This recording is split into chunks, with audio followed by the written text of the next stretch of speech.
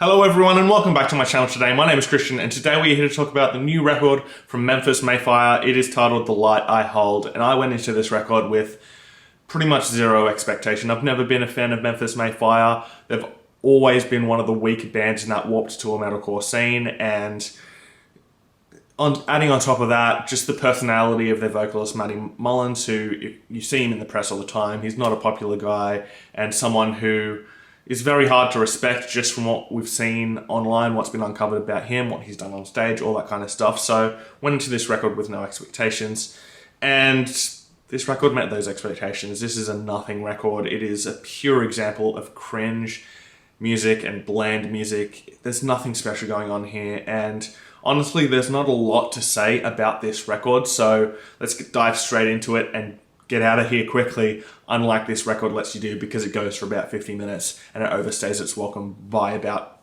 50 minutes. That's that's about it. So let's get into this record. Out of it opens up the record. It's a bit of a heavier song. It actually takes longer to introduce the whiny vocal than I expected it to. I expected it to come in pretty quickly, and it doesn't do that. It comes in towards the end of the song, towards the third quarter of it, but just a bad song with some screaming on it that is just very average and very uninspired, and then the clean vocal comes in as just that typical whiny metalcore singing, so nothing really special about that song. Wanting More is the worst song on the record. It is so cringeworthy, so just, it comes on and my face instantly just went, oh, what is this? Just lyrically, it's awful. Melody-wise, it's awful. And it's just one of those really cheesy songs. And cheesy songs are fine if they're fun. And this song is not fun. This record takes itself way too seriously. Matty Mullins is an awful vocalist. He's probably one of the worst in that metalcore scene.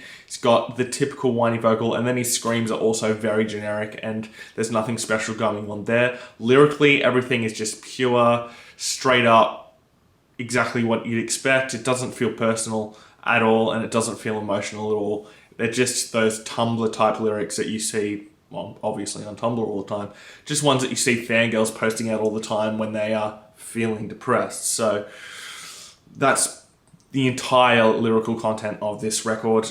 The songwriting is also very amateur. There's nothing really special going on there. Everything feels kind of like they've gone, okay, write a riff. Okay, we've got a riff, now just play the chord progression for the whole song, and then we'll just put the riff in again every now and then. And that's kind of the whole basis of the songwriting throughout this record.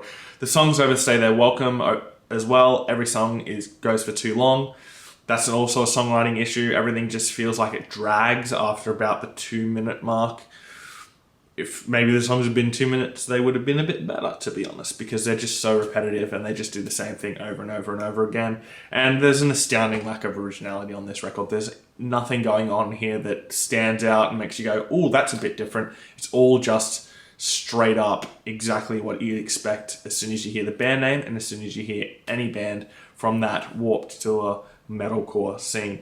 The Light I Hold features Jacoby from Papa Roach. He adds nothing to the song. It's just another typical amateurly written metalcore song, and it's just got Jacoby on it. He is fine on it, but he doesn't add anything to the song, and the song just goes nowhere. It feels like it's going to build to this big thing at the end, and then it just kind of just stays at that one pace for the entire song. And as I said, the lyrics are just typical emotionless garbage that nobody could relate to, except probably Fantas. So there's that.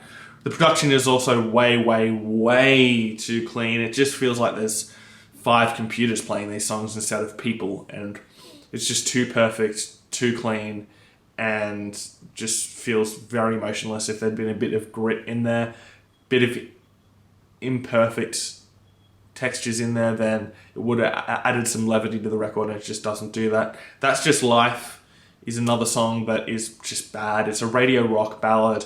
Feels like Burgers and Fries rock, similar to so many bands like 3 Doors Down and all that kind of stuff. That's the kind of style they're going for on that song, and it doesn't work. If they're trying to go for that audience, I guess they'll succeed because it just kind of panders to that scene. There's zero flow to the record as well. Everything just sounds like it's just a bunch of songs rather than a cohesive record. And that's something that I really dislike with records. I like to be able to sit down and listen to album in full and feel like it's a journey from start to finish. And this record just feels like, oh, this is a song, and then, oh, just another song that's completely unrelated, and oh, here's just another song that's completely unrelated. And it goes for that for the entire 13 tracks, and I hate that about records nowadays. And the questions you have to ask yourself about this record is, do they really think this was going to make them stand out, and do they really think this is what's going to make them successful? And if they think that, I don't know what they're thinking. There's so many bands out there, especially this year, that have come out and put out great records that are unique and do something new, and while they may lend back to the old style of things, they add something to it that makes it different and makes it good and makes it really enjoyable to listen to. And these guys just have stuck to a formula that went out of fashion 5 years ago, and that just sucks about this record. Bands like this bug me, and obviously you can tell that if you listen to the I Prevail review last week. You know that bands like this bug me. It's just, there's nothing here for anybody. Why does this band exist?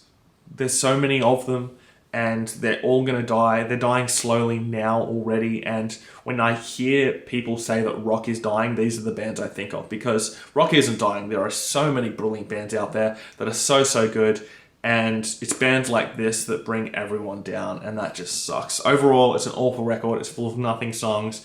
There's nothing unique. Nothing stands out, and it's just typical bland and boring music that's just... I wouldn't waste your time with this record. My initial rating was a 1 out of 5, and my final rating is a 1 out of 5.